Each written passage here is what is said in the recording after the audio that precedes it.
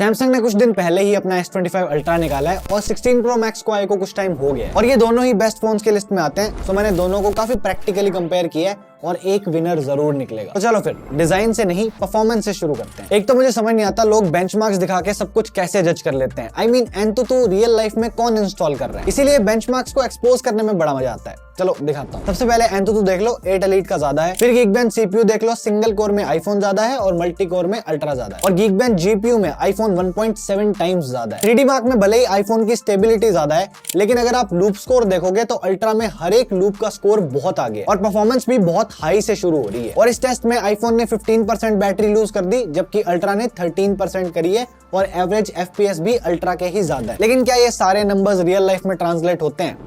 Yes and no.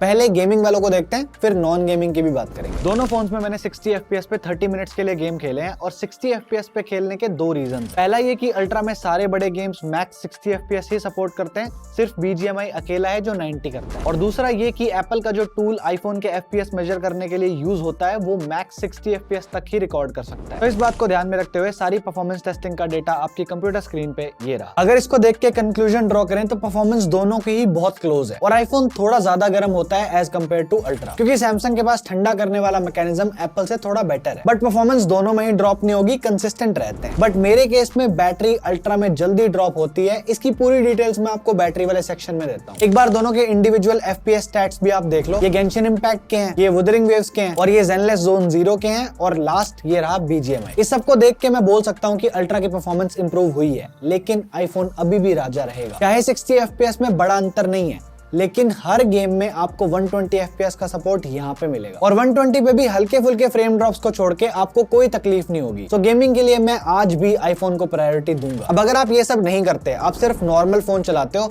तो day to day apps ultra में जल्दी लॉन्च होती है। जैसे कि व्हाट्सएप, इंस्टाग्राम, ट्विटर, आप सब में देख सकते हो अल्ट्रा जल्दी लोड करता है। एंड इसकी रैम मैनेजमेंट भी आईफोन से अच्छी है, बिकॉज एप्पल दो काम एक साथ करने में विश्वास नहीं रखता। और इस बार One UI 7 में सैमसंग ने एनिमेशंस को भी बहुत बेटर कर दिया है and now they are better than the iPhone. और आप गुड लॉक का यूज करके एनिमेशंस को और फाइन ट्यून कर सकते हो। अब इससे ज्यादा क्या ही लोगे। तो अगर आपको प्योर रॉ परफॉर्मेंस निचोड़नी है, then it is the iPhone, but उसके अलावा it has to be S25 ultra. तो अब आप देख लेना आप फोन से क्या करते हो। मैंने दोनों यूजर्स को टारगेट कर दिया है। और अब परफॉर्मेंस की बात कर ही रही हैं तो बैटरी भी देख लो। mAh दोनों में देख लो कितनी है और दोनों ही सिलिकॉन कार्बाइड बैटरीज नहीं है, दोनों ही पुराना टेक ही यूज करते हैं। सबसे पहले चार्जिंग से शुरू करते हैं। तो मैंने 2-3 अलग अलग चार्जर से टेस्ट किया है, तो अब कौन सा चार्जर था, कितने वॉट का था, कितना टाइम लगा, वो सब आप देख सकते हो। तो इस टेबल से ये क्लियर है कि चार्जिंग स्पीड में अल्ट्रा एक क्लियर विनर है। आप जितने मर्जी वॉट का चार्जर लगा लो, एप्पल बहुत ज्यादा टाइम लेगा। लेकिन अगर आईफोन चार्ज होने में इतना टाइम ले रहा है तो ये इतना टिकता भी है। अब मैं आपको एक सिचुएशन बताता हूँ। लास्ट ईयर मैंने 24 अल्ट्रा और आईफोन दोनों को प्राइमरी फोन बना के यूज करके देखा है एंड अल्ट्रा के साथ एक बड़ी ही अजीब सी प्रॉब्लम है, जो कि है इनकंसिस्टेंसी, और वो अभी भी है। जैसे कि ये 25 अल्ट्रा के कुछ स्क्रीनशॉट्स है, 5 घंटे 6 घंटे ऐसा SOT मिला है और सेशन टाइम अप्रॉक्स 21-22 घंटे का रहा है। चाहे मैं रिजोल्यूशन को फुल HD कर दूं, चाहे मैं फोन को सिंगल सिम पे स्विच कर दूं, कोई फर्क नहीं पड़ता। लेकिन मैंने ट्विटर पे लोगों के ऐसे स्क्रीनशॉट्स भी देखे हैं जिनको इन सेम सेटिंग्स पे क्रेजी बैटरी लाइफ मिली है। And I don't know Samsung के साथ क्या दिक्कत है, इसका आइडल ड्रेन ज्यादा है, लाइक रात में 6-7% ड्रेन हो जाती है। तो अब आप खुद देख लो, लाइटर यूसेज में भी इसका सेशन टाइम 24 घंटे टच नहीं कर पा रहा and it is completely opposite to what iPhone does. क्योंकि मेरे जैसे लोग जो कम फोन यूज करते हैं, उनके लिए आईफोन एक वरदान। जैसा मेरा यूसेज है, ये फोन मुझे 2-2 दिन तक चल जाता है। मैं आपको ग्राफ्स भी दिखा देता, लेकिन आईफोन लास्ट 24 घंटे का स्क्रीन ऑन टाइम दिखाता है, जिसका कोई मतलब नहीं है, क्योंकि हमें लास्ट चार्ज से चाहिए होता है। अब मैं आपको वो भी दिखा देता, लेकिन मैं इसे एक दिन में खत्म ही नहीं कर पाता। उसके लिए आपको पागलों की तरह फोन चलाना पड़ता है। बट ये कुछ डेटा है जो मैं कैप्चर कर पाया हूँ। एंड इवन अगर आप एक हैवी यूजर भी हो, तो भी इसकी बैटरी काफी लंबी चलती है। जैसे ये संचित भाई की वीडियो से मैंने थोड़ा डेटा उठाया, वो इसे 24 घंटे में खत्म कर देते हैं, तो आपको SOT का बेटर आइडिया लग जाएगा। तो it's actually pretty crazy how efficient Apple is. तो अगर आपको बैटरी लाइफ से फर्क पड़ता है, तो अभी के लिए आप आईफोन के साथ जाओ, क्योंकि सैमसंग में आपकी यूनिट के साथ कैसी बैटरी लाइफ मिलेगी वो चीज अभी अनसर्टेन है। इस बैटरी वाली सिचुएशन में एक क्विक अपडेट है। अभी सैमसंग का February पैच रिलीज हुआ है जस्ट 1-2 दिन पहले and battery life significantly improve हो गई है। अब इसकी प्रॉपरली बात मैं फुल रिव्यू में कर पाऊंगा, बट अभी के लिए मेरे को बस ये बात ऐड करनी थी कि एटलीस्ट मेरी यूनिट में बैटरी लाइफ इंप्रूव हुई है एक दिन के यूसेज के हिसाब से बता रहा हूँ। और अगर आपको ये डिटेल टेस्टिंग बढ़िया लग रही है तो सब्सक्राइब कर लो, क्योंकि बिना बोले याद आता नहीं है, इसलिए साल में 1-2 बार याद करा देता हूँ। अब अगले सेक्शन पे मूव करने से पहले मैं आपको एक छोटी सी इन्फॉर्मेशन देना चाहता हूँ। देखो, यूपीआई ट्रांजैक्शंस हम सब करते हैं, लेकिन उन पे अभी हमें कोई रिवॉर्ड्स नहीं मिलते। तो येस बैंक का एक कीवी रुपे क्रेडिट कार्ड है जो आपको यूपीआई पेमेंट्स पे अप टू 5% कैशबैक देता है। अब 5% क्लेम करने के लिए आपको इनकी 999 की मेंबरशिप लेनी पड़ती है, लेकिन अभी के लिए वो फ्री में मिल रही है। और उसमें जैसे जैसे आप माइलस्टोन अचीव करोगे, आपकी रिवॉर्ड्स की परसेंटेज भी बढ़ जाएगी। सब्सक्रिप्शन नहीं भी हो तो आपको स्कैन एंड पे ट्रांजैक्शंस पे 1% तो मिलेगा ही मिलेगा। इन यूपीआई रिवॉर्ड्स के अलावा इस कार्ड के और भी बेनिफिट्स हैं, जैसे कि एक तो ये लाइफ टाइम फ्री है, दूसरा इसमें आपको हर माइलस्टोन पार करने के बाद एक एयरपोर्ट लाउंज का एक्सेस भी मिलता है। एलिजिबिलिटी क्राइटेरिया आपको स्क्रीन पे दिख रहा है, तो अगर आप अपने रोज के खर्चों पे कुछ कैशबैक चाहते हो तो ये एक अच्छा ऑप्शन है। कार्ड अप्लाई करने की लिंक डिस्क्रिप्शन में है, आप चेक कर सकते हो। और अब हम नेक्स्ट सेक्शन पे मूव करते हैं। चलो, बहुत भारी भारी बातें होगी, थोड़ा हल्का हो लेते हैं, डिजाइन की बात करते हैं। तो दोनों ही कंपनीज की डिजाइन फिलॉसफी बिल्कुल सेम है, 3-4 साल तक सेम डिजाइन रिपीट करते रहो। और क्योंकि डिजाइन सब्जेक्टिव होता है तो मैं आपको दोनों की कमियां बता देता हूं। In my personal opinion, this looks better than this. मुझे 25 अल्ट्रा के कैमरा रिंग्स या इन राउंडेड कॉर्नर से एज सच कोई दिक्कत नहीं है। Both of these are class.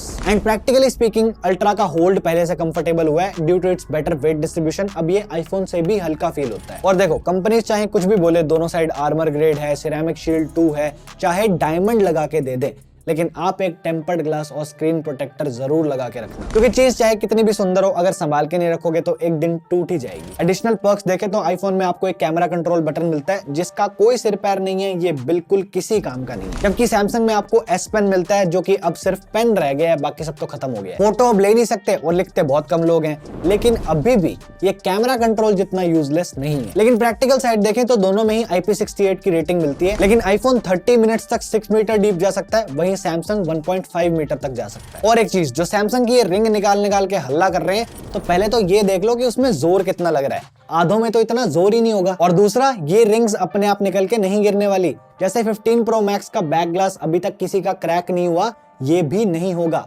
बेरोजगारों की तरह हर बात पे माहौल मत बनाया करो। तो डिजाइन के प्रोज एंड कॉन्स मैंने आपको बता दिए, और मेरी पर्सनल प्रेफरेंस अल्ट्रा रहेगी, क्योंकि हल्का है और होल्ड भी कंफर्टेबल हो गया है। स्क्रीन की बात करें तो साइज दोनों का सेम है, एक बस थोड़ी राउंडेड है और एक बॉक्सी राउंडेड है। और आईफोन के बेजल्स अभी भी अल्ट्रा से हल्के से छोटे हैं। मतलब मैं जितनी बार आईफोन को उठाता हूँ, मुझे ये चीज हर बार नोटिस होती है। इस बार सैमसंग ने भी बेजल्स को हल्का सा कम किया है, but iPhone still has the edge. ऐसे तो डिस्प्लेस दोनों ही टॉप नॉच है, ब्राइटनेस दोनों में ही अच्छी है, रिफ्रेश रेट भी हाई है, और रेजोल्यूशन भी एक फोन के हिसाब से मोर देन सफिशिएंट है। लेकिन मैं अल्ट्रा की तरफ लीन रहूंगा, क्योंकि आउटडोर में मुझे इसके कलर्स आईफोन से बेटर लगे हैं, एंड सैमसंग की ब्राइटनेस भी ज्यादा है। सेकंड, आप चाहे किसी भी एंगल से देखो, सैमसंग की एंटी रिफ्लेक्टिव कोटिंग की वजह से आपको हमेशा इसमें बेटर व्यूइंग एक्सपीरियंस मिलेगा। और क्योंकि रिफ्लेक्शंस कट जाती हैं, तो आपको डिस्प्ले ज्यादा ब्राइट भी फील होगी। लेकिन क्योंकि स्क्रीन पे टेम्पर्ड लगता है, और अगर आपको ये एंटी रिफ्लेक्टिव वाले मजे चाहिए, तो आपको सैमसंग का खुद का स्क्रीन प्रोटेक्टर लेना पड़ेगा। और ये टेम्पर्ड नहीं है, ये एक प्रोटेक्टर है पतला सा, और ये महंगा भी बहुत है, तो ये इसका एक साइड इफेक्ट है। इसके अलावा अगर चलाने के एक्सपीरियंस की बात करें तो आईफोन की स्क्रीन कई बार 80 हर्ट्ज पे चलती है, एंड ये चीज टेस्टेड है। वहीं सैमसंग प्रॉपर 120 देता है, जैसी होनी चाहिए। अब एप्पल ये चीज बैटरी बचाने के लिए करता है, क्योंकि ये चीज फास्ट स्क्रॉल के टाइम पे होती है,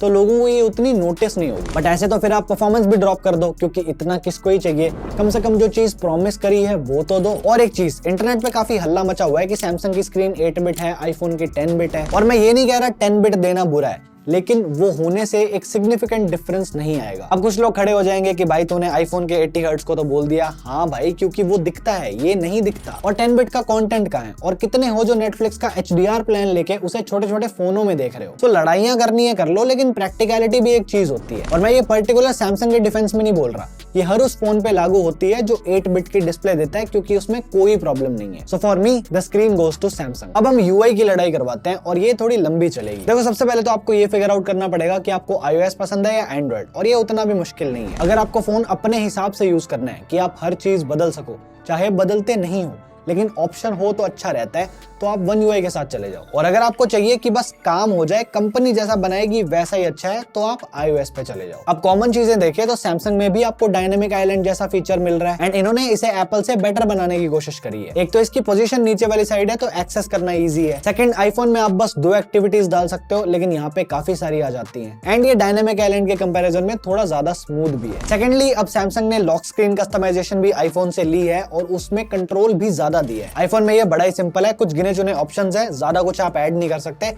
लेकिन सैमसंग में बहुत ज्यादा वैरायटी आपको मिलती है, आप एडिशनल फॉन्ट्स भी डाउनलोड करके डाल सकते हो। और फिर कस्टमाइजेशन की बात हो और गुड लॉक को मेंशन ना किया जाए, ये कैसे हो सकता है? इस सिंगल ऐप का यूज करके आप अपने सैमसंग को जैसे चाहो वैसे बदल सकते हो। It's very very flexible and even अब तो कंट्रोल सेंटर भी बेटर दिख रहा है। लेकिन कुछ चीजें अभी भी बाकी हैं, जैसे सभी आइकन्स के कलर्स वॉलपेपर से मैच नहीं करते और ये थोड़ा वियर्ड सा दिखता है। लेकिन आईफोन में आपके पास पूरा कंट्रोल होता है, आप जो चाहो वो कलर चेंज कर सकते हो। लेकिन यूजेबिलिटी के स्टैंड पॉइंट से सैमसंग ने सेटिंग्स में सर्च को और सिंपल कर दिया है। अगर आपको फीचर्स का नाम नहीं याद तो कुछ भी सिमिलर सर्च करोगे तो आपको मिल जाएगा। वहीं आईफोन में तो आप मत ही पूछो, कुछ सेटिंग्स ऐप के अंदर होती है, कुछ सेटिंग्स ऐप में होती है, कुछ तो एक्सेसिबिलिटी के अंदर होती है। हैप्टिक्स दोनों के बहुत ज्यादा सिमिलर है, अल्ट्रा के हल्के से ज्यादा क्रिस्प है और इसमें आप इंटेंसिटी भी सेट कर सकते हो। और इंप्लीमेंटेशन भी अल्ट्रा में बेटर है, जैसे कि बैक करते टाइम या फिर ऐप को क्लोज करते time. On the other hand iPhone में तो ढंग से बैक ही नहीं होता, हैप्टिक्स तो बाद की बात है। अपडेट्स की बात करें तो सैमसंग आपको 7 साल के अपडेट्स देगा, वहीं आईफोन जनरली 5-6 साल के देता है। तो सैमसंग के पास एक लीड है और अभी के लिए अपडेट्स की क्वालिटी भी अल्ट्रा में बेटर है। iOS में आजकल काफी बग्स आने लग गए हैं। इसके अलावा जो ऑब्वियस यूआई फीचर्स हैं जैसे कि सिक्योर फोल्डर या फिर सैमसंग डेस्क, इनका तो आईफोन के पास कोई रिप्लेसमेंट है ही नहीं और ये बहुत प्रैक्टिकल फीचर्स है। फिर रिवर्स वायरलेस चार्जिंग भी एक ऑप्शन है जो कि अल्ट्रा के पास है, आईफोन के पास नहीं है। अल्ट्रा में मल्टीटास्किंग भी बहुत अलग लेवल पे होती है, लेकिन आईफोन आपको वो नहीं करने देता। ये एक टाइम पे एक ऐप चलाने में विश्वास रखते हैं। बट आईफोन में ऐप लॉक जैसा बेसिक फीचर है, लेकिन S25 अल्ट्रा में नहीं है। वैसे तो आईफोन के पास भी एक आधी चीज है जैसे कि सैटेलाइट SOS, लेकिन वो हमारे किसी काम का नहीं है क्योंकि वो इंडिया में काम ही नहीं करता। तो the question remains iOS versus One UI, और क्योंकि मैं फीचर रिच UI प्रेफर करता हूं, सो मेरी प्रेफरेंस होगी One UI। अब UI हो ही रही है तो थोड़ा AI भी कर लेते हैं। और आपको पता है ये ऑब्वियस सी बात है कि AI में सैमसंग जीतेगा, लेकिन कितना डिफरेंस है वो देखते हैं। सबसे पहले वो चीज जो एप्पल के पास ठीक से काम करती है, राइटिंग टूल्स। तो एप्पल के पास राइटिंग टूल्स में 3 टोन ऑप्शंस हैं, वहीं सैमसंग में 6-7 मिलते हैं और दोनों ही अपनी अपनी जगह अच्छे हैं, दोनों काम कर देंगे। इसमें हम क्लियर विनर नहीं दे सकते क्योंकि हर बार आउटकम अलग अलग आएगा, लेकिन काम दोनों से हो जाएगा। दूसरा मेजर फीचर है इमेज क्लीनअप, और इसमें अल्ट्रा बहुत आगे है। जैसे इस फोटो में सैमसंग ने फेस तक जनरेट कर दिया, हालांकि ये एग्जैक्ट मैच नहीं कर रहा, लेकिन एक बार एप्पल की मेस देखो तो एप्पल को इस लेवल ऑफ डिटेल पे आने में सालों लग जाएंगे। उसके बाद अगर सिरी और जेमिनी को देखें तो ये नई वाली सिरी अभी भी स्टूपिड है, लेकिन जेमिनी भी कुछ कम नहीं है। जैसे कि ये देखो, hey Google start stopwatch. Sorry, I can't set up a stopwatch. ये स्टॉपवॉच नहीं चला पा रहे। सिरी एटलीस्ट बेसिक चीजें बहुत अच्छी करती है, लेकिन जेमिनी ये वाली चीजें भी अच्छी नहीं कर रहा। और ये जो 6 महीने का फ्री जेमिनी एडवांस दे रहे हैं उससे मैं क्या करूंगा, ये बेसिक ही नहीं चल रहा। इसके अलावा सैमसंग ने AI सिलेक्ट भी दिया है जो कि टेक्स्ट समराइज तो करता ही है, बट फोटो वगैरह के साथ भी आप ऑपरेशंस कर सकते हो। और आईफोन की तरह अब अल्ट्रा में भी ऑडियो इरेजर आता है। एप्पल में बस आपको ऑप्शन ज्यादा मिलते हैं as compare to ultra, but noise removal में रिजल्ट दोनों का ही काफी आइडेंटिकल है। एक बार आप सुन के देख लो। आपको बोला था मैं यहाँ से घुस जाऊंगा, देखा? आपको बोला था मैं यहाँ से घुस जाऊंगा, देखा?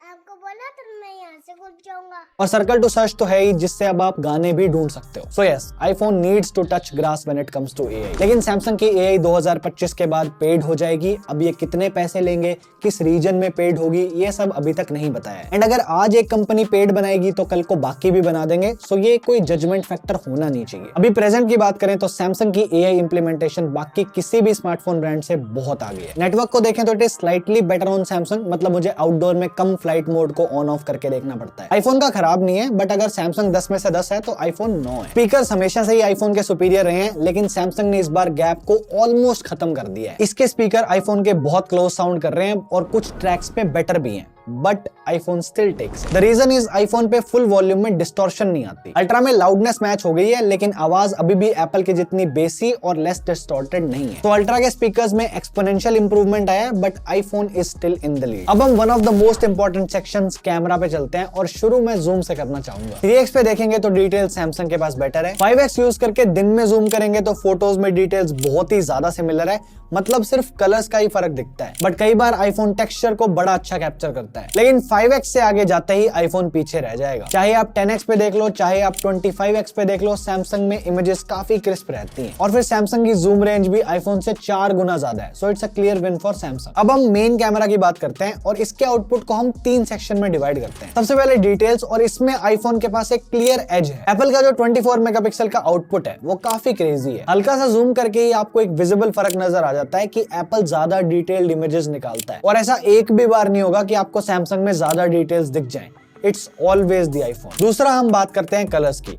अब देखो, मैंने ये हमेशा कहा है कि सैमसंग थोड़ी ब्लू इमेजेस लेता है और आईफोन मोस्टली वार्म टोन यानी कि येलो इमेजेस लेता है। लेकिन इस बार सैमसंग ने इमेजेस को ब्लू से हटा दिया है एंड वो भी अब वार्म टोन ही दिखाता है। एंड सही बताऊं तो आईफोन से ज्यादा वार्म। बट एप्पल के पास व्हाइट बैलेंस का कंट्रोल अभी भी काफी अच्छा है। जैसे सैमसंग पहले हर फोटो को कूल टोन में रखता था, अब वो वार्म में रखता है। लेकिन आईफोन 99% फोटोज में व्हाइट बैलेंस को काफी एक्यूरेटली कैप्चर करता है। लेकिन व्हाइट बैलेंस को छोड़ के अगर कलर्स देखें तो वो ऑफकोर्स आईफोन के नेचुरल है और अल्ट्रा के कॉन्ट्रास्टी हैं, और ये पर्सनल चॉइस रहेगी कि आपको क्या अच्छा लगता है। ग्रीन्स को छोड़ के कोई भी और कलर मुझे अल्ट्रा का ज्यादा पसंद आता है, क्योंकि ग्रीन आते ही ये कॉन्ट्रास्ट को ओवर कर देता है और वो उतना सही नहीं लगता। तीसरा है डायनेमिक रेंज, और वो अभी भी सैमसंग में बेटर है। और अगर आपके कैमरा के सामने लाइट्स है तब तो आईफोन का कहना ही क्या है, ये पूरी फोटो को लेंस फ्लेयर से भर देगा। आगे अगर हम पोर्ट्रेट की बात करें तो ये मुझे सैमसंग के ज्यादा अच्छे लगे हैं, just because of the colours, क्योंकि एजेस तो दोनों की सेम ही आती है। रेयरली कोई फोन मिस करता है। इवन सैमसंग का ब्लर भी ज्यादा एग्रेसिव है, डायनेमिक रेंज भी बेटर है,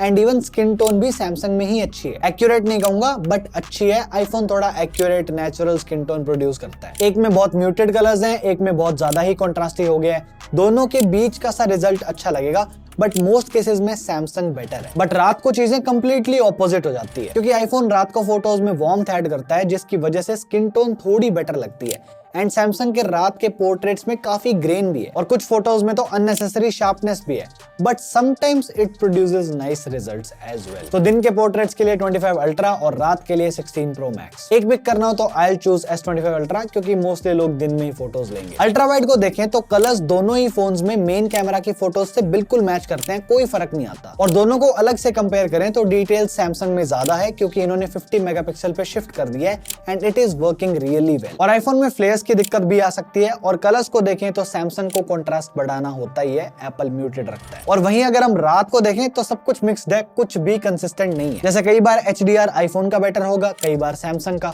बट मोस्टली आईफोन का ज्यादा है। रात में भी डिटेल सैमसंग में ही बेटर है, और कुछ फोटोज में सैमसंग शैडोज को बेटर रिटेन करता है, कुछ में आईफोन करता है। सो रिजल्ट्स बहुत ही मिक्स्ड है। अल्ट्रा वाइड में किसी एक को चूज कर पाना काफी मुश्किल है, तो आप बाकी फैक्टर्स के हिसाब से चूज कर लो, आपको कोई डिसअपॉइंटमेंट नहीं होगी। और ये same problem night mode images के साथ भी है, क्योंकि यहाँ पे भी हम क्लियर विनर चूज नहीं कर सकते। कभी एक सही निकलेगा तो कभी दूसरा, क्योंकि एक फोटो कभी आईफोन पीली कर देता है, दूसरा सैमसंग कर देता है। लेकिन डिटेल्स अभी भी आईफोन में ही बेटर है, एंड इवन डायनेमिक रेंज में भी आईफोन अच्छा है। और स्किन टोन की बात करें तो आई प्रेफर आईफोन, क्योंकि अल्ट्रा में कई बार वो थोड़ी ओवर शार्पनिंग हो जाती है। ऑन एंड ऑन अभी भी सैमसंग का नाइट मोड इसके कंपैरिजन में थोड़ा कच्चा है, क्योंकि ये लोग सॉफ्टवेयर को ही ज्यादा खींचे जा रहे हैं। They do need a hardware upgrade as well. Videos की बात करें तो Samsung is getting close to that Apple level of clarity, but iPhone अभी भी मेरे लिए थोड़ा आगे रहेगा, क्योंकि कॉन्ट्रास्ट जब बढ़ता है तो शैडोज क्रश होती हैं, और सैमसंग वही करता है। आईफोन में नहीं होता, it looks sharper and slightly brighter as well. लेकिन स्टेबलाइजेशन देखें तो वो अल्ट्रा की बेटर है। आप हर फुटस्टेप पे फील करोगे कि आईफोन में वो जिगल सा होता है। और नाइट को देखें तो सैमसंग की वीडियो क्वालिटी वैसे तो सुपीरियर है, लेकिन इसमें ग्रेन है, आईफोन थोड़ी क्लीनर फुटेज निकालता है। लाइट्स का कंट्रोल भी बेटर है, स्किन टोन भी बेटर है,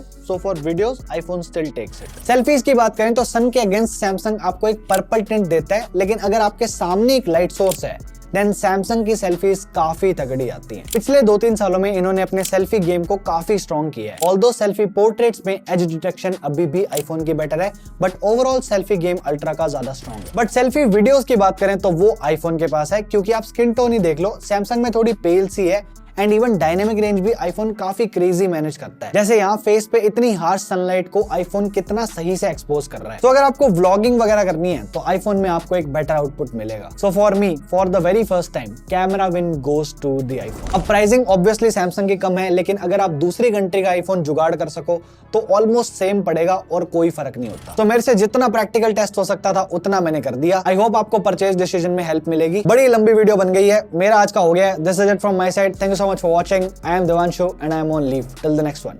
Bye bye.